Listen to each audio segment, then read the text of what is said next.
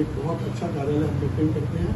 और सबसे खास बात क्या है कि कभी भी व्यापारी के हित में हम सरकार का हमारा सरकार में अपना है, हमें उससे कोई लेना देना नहीं है। सर जैसा कि 1978 से आप कार्य कर रहे हैं तो कहीं ना कहीं सर बहुत बदलाव देखे होंगे, तमाम सरकारें आई, तमाम व्यापारियों के हित में बात कही, तमाम कुछ इधर हुआ कुछ उधर हुआ, तो ये आपका अनुभव कहता है कि इस समय बेहतर स्थिति में है आप? हाँ, निश्चित बेहतर है। अगर उसे कंपेयर करेंगे जी, अगर उसको हम हर दशक में कंपेयर करें तो हम निश्चित रूप से बेहतर स्थिति में जा रहे हैं। और आज उस स्थिति में है कि कम से कम कुएं के अंदर के बजाय हम उसके किनारे पर खड़े हुए हैं, जो हमारी आवाज़ कम से कम फैल सकती है।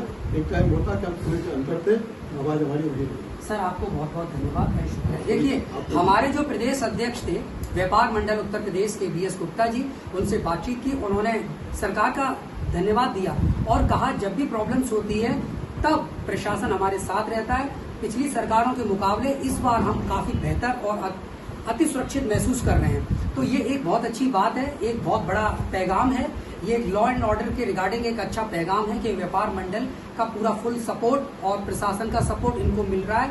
अगर छोटी मोटी अगर कमियां आती हैं या पॉलिटिकल प्रेशर ऊपर से आता है तो कहीं ना कहीं ये संगठन अपना एकजुट होकर उसको न्याय दिलाने का कार्य करता है। मेरे साथ धर्मेंद्र कुमार की रिपोर्ट, रवि प्रकाश, समय 7 न्यूज, टुल्ला फिरोजाबाद। उद्गम हो रहा है, जैसे फैक्ट्री इसका मैन्युफैक्चरिंग कर रही है, तो क्या सरकार उन पर इस तरीके का प्रतिबंध या रिस्ट्रिक्शन लगा रही है या वो इसकी अवहेलना कर रहे हैं? रिस्ट्रिक्शन के बाद रिस्ट्रिक्शन लगा हुआ है, परंतु अपने स्तर से व्यापारी और जो वहाँ के स्थानीय अधिकारी जो उसके लिए जिम्मेवार हैं वो सब मिले हुए हैं और मिलकर के अपना स्वार्थ में ये दोनों ही काम हो रहे हैं।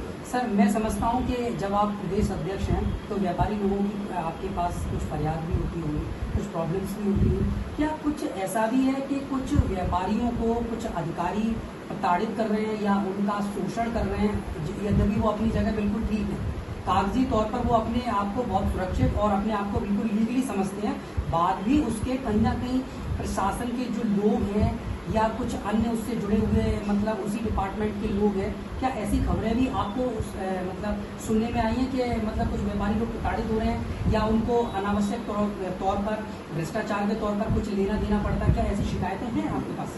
ऐसी शिकायतें जो है नहीं है जी, परंतु अधिकारी जो है जो उसको रोकने के लिए एक अपनी फॉर्मेलिटी करते हैं, छापेमारी करते हैं। कुछ उसमें से जो मटेरियल पकड़ा जाता है, जब पकड़ा जाता है तो व्यापारी निश्चित रूप से व्यापार मंडल के पास भी आता है और हम उसको फौरी रूप से उसको थोड़ी सी मदद करने की कोशिश भी करते हैं। जो सरकार का जो गाइडलाइन है उसके विरुद्ध है।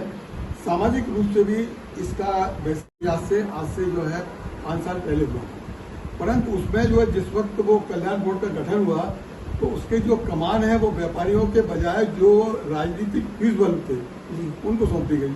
नतीजा ये हुआ कि उस कल्याण बोर्ड का कोई भी महत्व नहीं रहा और व्यापारी को कोई फायदा नहीं हुआ। हमने इस बात के लिए मांग की है कि उस कल्याण बोर्ड को जो है उसका विस्तार किया जाए और जिला स्तर के साथ साथ में मंडल स्तर, शहर स्तर, गांव स्तर, वहां तक उसके पदाधिकारी होने चाहिए और उसके अंदर जो पदाधिकारी जो पद दिए जाए वो विशुद्ध व्यापारी को दिए जाए, जिसका राजनीति से, पार्टी की राजनीति से कुछ भी लेना देना न हो। जी तो देखिए हमारे प्रदेश अध्यक्ष थे BS गुप्ता जी, इन्होंने बहुत सारी बातें बताई, लेकिन सबसे बड़ी बात थी कि इन्होंने सरकार का धन्यवाद दिया और आए दिन जो होते रहते हैं मामले, उन मामलों में हमेशा की तरह से ये उनके आगे आते हैं, उनके पीछे चलते हैं और एकदम पिलर के तरीके से काम करते हैं।